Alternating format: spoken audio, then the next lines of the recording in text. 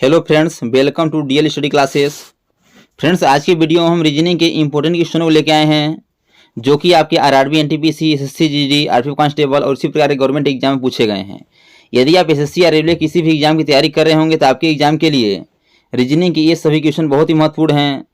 तो चलिए बिना देरी किए हुए अपने क्वेश्चन को आगे बढ़ते हैं और देखते हैं कि किस प्रकार के रीजनिंग से क्वेश्चन हमारे एग्जाम में पूछे जाते हैं और उन क्वेश्चनों को हल करने का सबसे आसान तरीका क्या हो सकता है। जिसमें पहला क्वेश्चन दिया गया है और यह क्वेश्चन आपका कथन एवं निष्कर्ष से है। आपको कथन दिया गया है और उस कथन को पढ़ के हम निष्कर्ष बताना है कि इसका आंसर क्या हो जाएगा। कथन है कि कुछ आकृतियां छोटी हैं और दूसरा कथन है कि कोई छोटा लाल नहीं है। तो पहले आपको कथन को समझना है। बोला है, पहला कथन है कि कुछ आकृतियां छोटी हैं, यानी कि आकृतियां पहले हम बनाएंगे आकृति को। कुछ आकृति क्या है? छोटी हैं। आकृतियां कुछ भाग क्या है? छोटी में है। यह क्या है? छोटी हैं। फिर आगे है दूसरा, कोई छोटा लाल नहीं है, यानी जो छोटा है लाल नहीं है, यानी छोटा और लाल का कोई आपन संबंध नहीं है। तो लाल क्या हो जाएगा? आपका अलग हो जाएगा। ये आपका क्या बन गया? ये आपका कथन बन गया।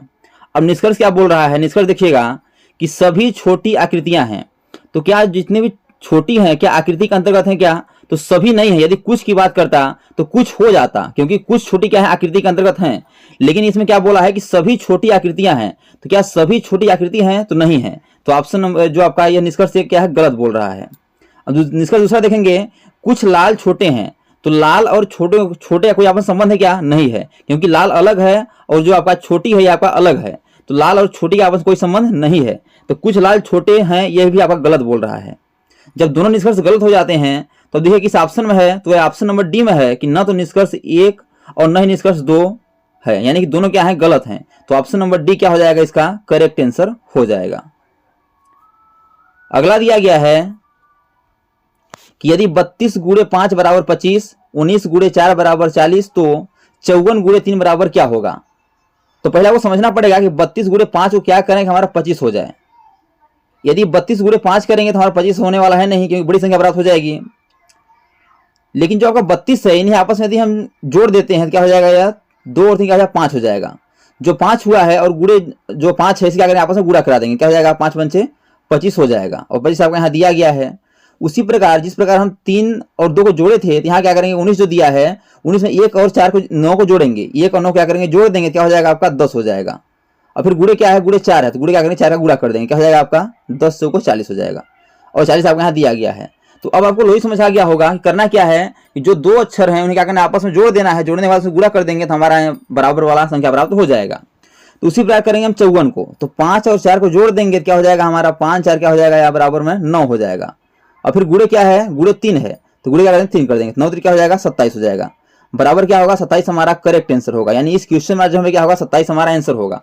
अब 27 किस ऑप्शन में है देखें तो आपका ऑप्शन नंबर सी में है, इसलिए इसका option number C correct answer हो जाएगा।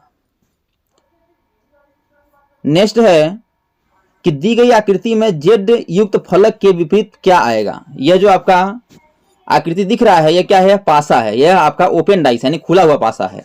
तो बताना है जो आपका जेड है इसके विपरीत कौन सा फलक होगा। तो ओपन डाइस के विपरीत को निकालने के लिए क्या करते हैं? हम एक अक्षर को छोड़ के उसका विपरीत निकालते हैं। जैसे कि ये आपका हो गया यन, तो यन का विपरीत क्या हो जाएगा? एक अक्षर छोड़ेंगे, टी छोड़ देंगे तो यस हो जाएगा। यानी यन का विपरीत क्या हो जाएगा? यस हो जाएगा। उसी प्रकार टी का विपरीत क्या हो जाएगा? यस छोड़ देंगे तो आर हो जाएगा। टी का विपरीत क्या हो जाएगा? आर हो जाएगा। अब देखिए, अब बचा क्या? जेड और के बचा। तो जेड और के क्या होंगे? आपस में विपरीत हो जाएंगे। तो जेड और के क्या होंगे? आपस में विपरीत हो जाएंगे। ये क्या है? आपस में विपरीत हमें निकल आए हैं। अब बोला क्या है? जेड का विपरीत। जेड का विपरीत क्या हो जाएगा? के हो जाएगा। अब देखिए किस ऑप्शन में है देखें तो आपका ऑप्शन नंबर सी में दिख रहा है, इसलिए इसका option number C correct answer हो जाएगा। तो दोस्तों, यदि यह वीडियो आपको अच्छा लगे तो वीडियो को लाइक और दोस्तों में शेयर जरूर करिए, ताकि गवर्नमेंट एग्जाम की तैयारी करने वाले आपके दोस्तों को इस वीडियो का लाभ हो सके और एग्जाम में कम से कम समय में रीजनिंग क्वेश्चनों को हल कर पाएं। और यदि आप चैनल पर न्यू है तो चैनल को सब्सक्राइब कर बेल आइकन को प्रेस करना भूलिए, ताकि जब भी नई वीडियो अपलोड हो सबसे पहले नोटिफिकेशन आप तक पहुंचे। नेक्स्ट दिया गया है कि यदि कैट को 24, डॉग को 26, तो टाइगर को क्या लिखा जाएगा? तो पहले आपको समझना पड़ेगा कि कैट को 24 इस प्रकार लिख सकते हैं। यह क्वेश्चन आपका कोडिंग डिकोडिंग से है। तो सबसे पहले क्या करना है आपको? जो आपका CAT है इन्हें क्या करना है? इसका पहले हमें नंबरिंग याद होना चाहिए।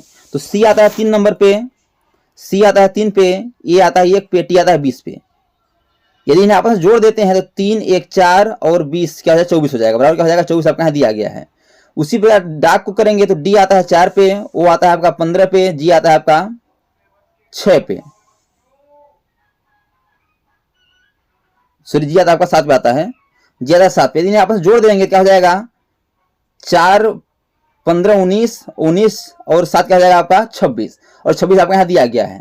तो आपको इसमें हो क्या रहा है कि जो आपका अंग्रेजी के अक्षर दिए गए हैं उन्हें क्या करना, उनका नंबरिंग करके उन्हें आपस में जोड़ देंगे तो हमारा आंसर आ जाएगा। तो इसका नाम बताना है टाइगर का, तो टी आता है आपका 20 पे, आई आता है 9 पे, जी आता है आपका 7 पे, ई आता है 5 पे, आर आता है 18 पे।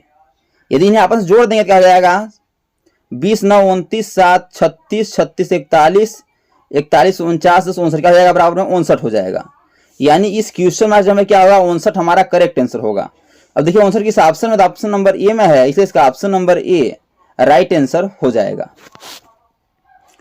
नेक्स्ट ये क्वेश्चन आपका वेन डायग्राम से है कि वह आरेख चुनिए जो नीचे दिए गए वर्गों के बीच के संबंध का सही निरूपण करता है। सोना कार्बन धातु, बताना सोना कार्बन धातु के बीच हमारा सही वेन डायग्राम क्या हो जाएगा। तो पहले आपको समझना पड़ेगा कि सोना कार्बन और धातु के बीच हमारा संबंध क्या है। तो जो धातु होता है धातु के अंतर्गत सोना आता है, लेकिन धातु के अंतर्गत सोना आता है लेकिन धातु के अंतर्गत कार्बन नहीं आता है। यानी कि कार्बन और धातु का आपस में कोई संबंध नहीं है, इनका कोई संबंध नहीं है।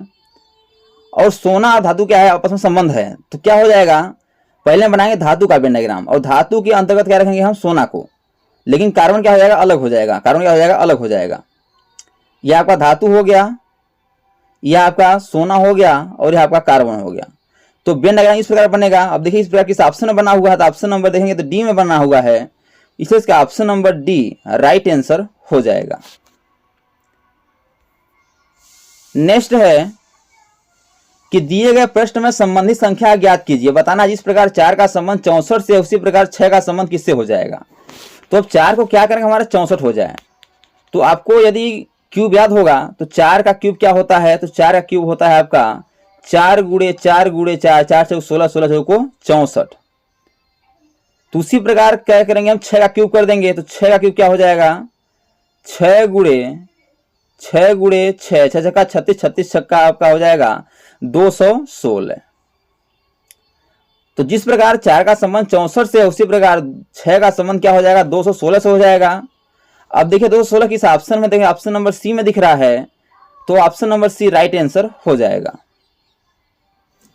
नेक्स्ट है कि दिए गए प्रश्न में संबंधित शब्द ज्ञात कीजिए। बताना जिस प्रकार दरवाजा का संबंध लकड़ी से है उसी प्रकार कमीज का संबंध किससे हो जाएगा। आपको 4 ऑप्शन दिया गया है, कॉलर दिया गया है, बटन, कफ और कपड़ा। तो जिस प्रकार दरवाजा लकड़ी का बनता है उसी प्रकार जो कमीज है कपड़ा का बनता है, इसलिए इसका ऑप्शन नंबर जो डी है नहीं आपका राइट आंसर हो जाएगा। यानी कि जिस प्रकार दरवाजा का संबंध लकड़ी से है उसी प्रकार कमीज का संबंध किससे हो जाएगा, कपड़ा से हो जाएगा। तो दोस्तों thanks for watching this video. यह वीडियो आपको कैसा लगा कमेंट बॉक्स में जरूर जाकर बताइएगा। और इसी प्रकार के ऑल गवर्नमेंट एग्जाम में पूछे जाने वाले GK, GS, maths, reasoning, Hindi, current affairs व सॉल्यूशन संबंधी क्वेश्चनों पाने के लिए हमारे यूट्यूब चैनल को लाइक शेयर सब्सक्राइब कर बेल आइकन को प्रेस करना भूलिएगा, ताकि जब भी नई वीडियो अपलोड सबसे पहले नोटिफिकेशन तक पहुंचे। तो आज तक के लिए इतना ही, मिलते हैं नेक्स्ट वीडियो में, तब तक के लिए जय हिंद, वंदे मातरम।